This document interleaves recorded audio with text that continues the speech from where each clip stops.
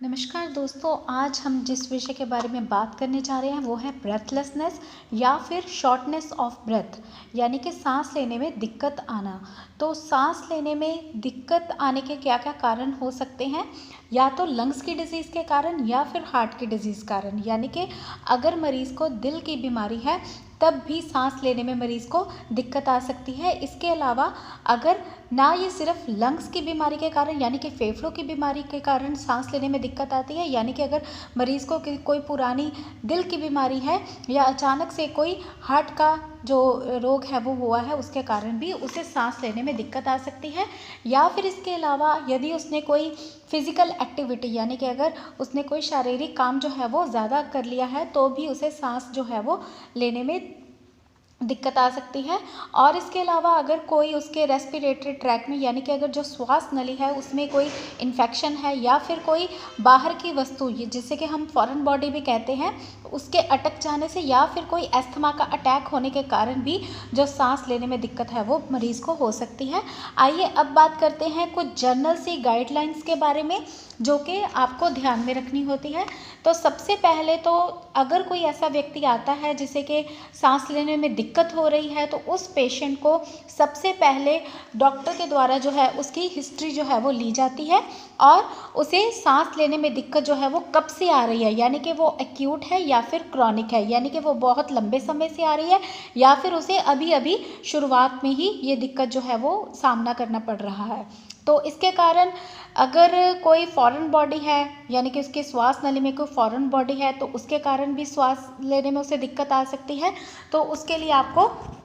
अगर foreign body नहीं निकल रही या फिर कोई बच्चा है उसकी फॉरेन बॉडी निकालने के लिए आपको जो है उसे डॉक्टर के पास लेके जाना होगा या फिर रेफ़र करना होगा। और इसके साथ अगर फीवर है, कफ है या फिर कोई इन्फेक्शन है यानी कि गले का या फिर लंग्स का अगर कोई इन्फेक्शन हो चुका है या फिर बच्चों में अगर 50 से ज़्यादा यानी कि 5 मिनट पर ब्रीथ 1 मिनट में 50 से ज़्यादा सांस आ रहा है तो उसे हम रैपिड ब्रीथिंग जो है वो कहते हैं।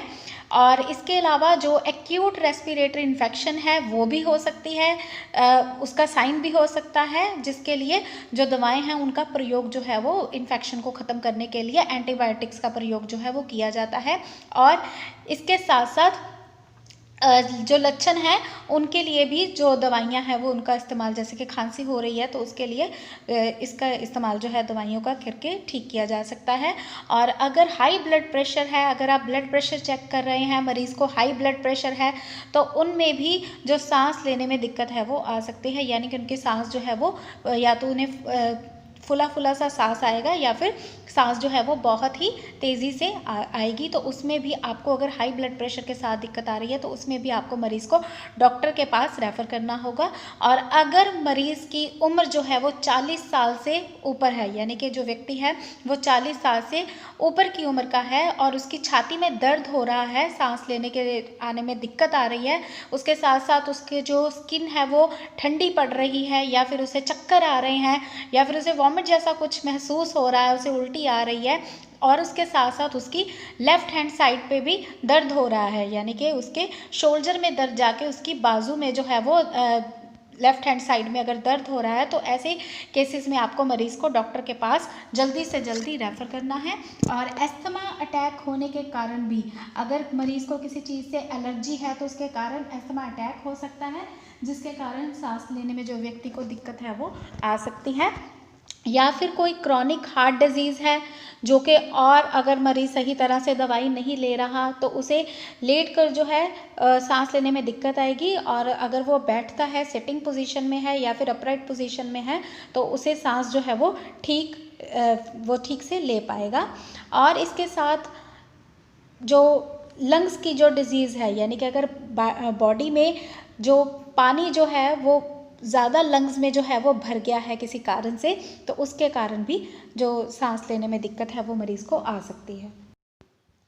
या फिर जो क्रॉनिक हार्ट डिज़ीज़ है अगर उसकी हालत जो है मरीज़ की वो और भी ज़्यादा बुरी हो चुकी है, यानी कि उसका जो उसके दिल की बीमारी है उसका इलाज जो है वो सही ढंग से नहीं या फिर उसने दवाई सही ढंग से नहीं ली है तो उसके कारण भी उसके हाथों पैरों पर जो स्वेलिंग है वो हो सकती है, और जो नेक की वेन्स हैं वो भी प्रोमिनेंट हो सकती हैं, यानी कि आपको देखने पर ही महसूस हो जाएंगी नेक की वेन्स। तो इसमें भी सांस लेने में जो व्यक्ति है उसे दिक्कत आ सकती है। आइए आगे जानते हैं कि इसे जो एक्यूट ब्रेथलेसनेस है उसे कैसे ट्रीट किया जाता है। तो एक्यूट ब्रेथलेसनेस में सबसे पहले अगर हम बच्चों की बात करें तो बच्चों को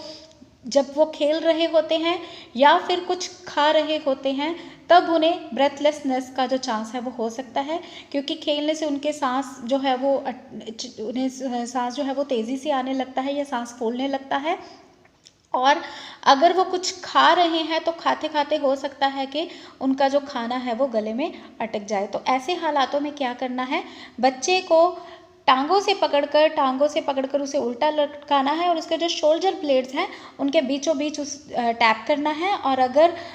उसे आराम नहीं आ रहा तो डॉक्टर के पास रेफ़र करना है। इसके साथ ही आप कुछ ओरल मेडिकेशन, अगर बच्चे को इन्फेक्शन के कारण सांस लेने में दिक्कत आ रही है, स्पुटम जो है वो बन रहा है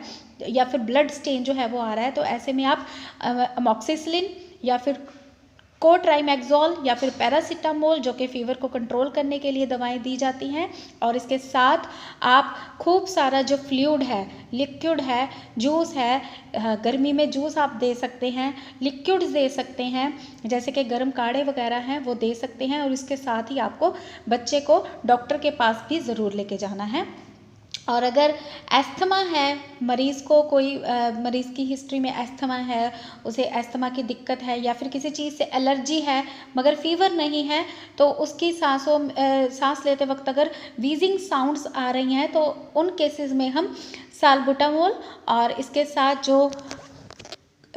दवाई हैं वो दी जाती हैं। और चेस्ट पेन अगर हो रही है या फिर स्वेटिंग हो रही है तो ऐसे कंडीशंस में पेशेंट को जो बेड रेस्ट है वो देनी है और डॉक्टर के पास रेफ़र करना है। और आइए अब बात करते हैं क्रॉनिक ब्रीदिंग के बारे में। तो क्रॉनिक ब्रीदिंग में हम उसे कैसे ट्रीट करेंगे, सबसे पहले तो आपको इसमें मरीज़ की जो स्मोकिंग की हिस्ट्री है, यानी कि अगर वह धूम्रपान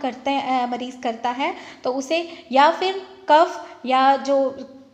कोल्ड है वो कितने टाइम से हो रहा है, या फिर कोई रेस्पिरेटरी ट्रैक की कोई डिजीज़ है जैसे कि कोई इन्फेक्शन है या फिर कोई एस्थमा की प्रॉब्लम है, उसकी हिस्ट्री लेनी है। और उसके बाद मरीज़ को एडवाइस करना है कि वो स्मोकिंग ना करे, और साथ ही में साल्बुटामॉल और साथ ही में स्टीम इन्हेलेशन का जो प्रयोग है वो किया जा सकता है। स्टीम इन्हेलेशन आप बच्चों में भी दे सकते हैं और बड़ों में भी दे सकते हैं, और डॉक्टर के पास रेफ़र करना है। इसके साथ चेस्ट पेन अगर हो रही है या फिर